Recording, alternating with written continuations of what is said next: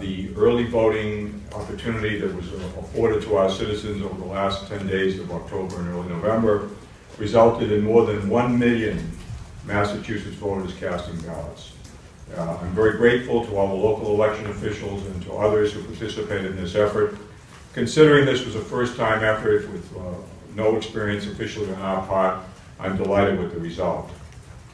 Beyond that, the indications are that we're going to have a very high turnout, and as always we have in a presidential election. The challenging part of trying to predict the turnout for this particular election is this. The last two presidential elections, 2012 and 2008, we've had in excess of 3 million ballots cast. The 2004 election had only slightly less than 3 million cast. The significant differences are, however, that in 2012, which was the highest turnout we ever had, 3,184,000, we had a very intense race for the United States Senate in progress, and other down-the-ballot races, which we do not have. We have no statewide races.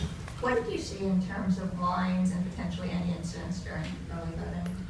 Well, we saw a lot of lines, but again, there were no incidents, and the voters were very patient.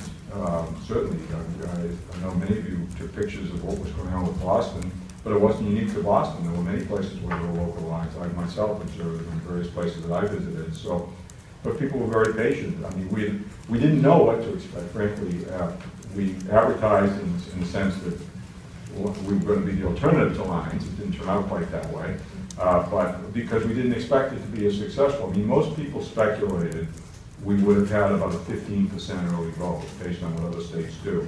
We exceeded 20%, 22% actually, which we thought was great. And you know, so it varied somewhat from community to community. I think in general the suburban communities did better than the cities in general, but not always. Cambridge had a very high early vote. That's a city, but whatever. I mean, I think it's an experience people have. I don't believe. I may stand corrected on this, but I don't think I will be. I don't think there was any organized effort by any party or campaign to bring people out early, at least in the sense of the statewide effort. There may have been local efforts by local candidates, but in general, we met with both the Democratic and Republican State Committee, and we also met with the Trump campaign, since the Republicans don't speak for Trump and Trump doesn't speak for the Republicans, I guess, however it works. But we met with them too. And so we know they knew what the rules were, but it didn't seem like they had any specific organized effort.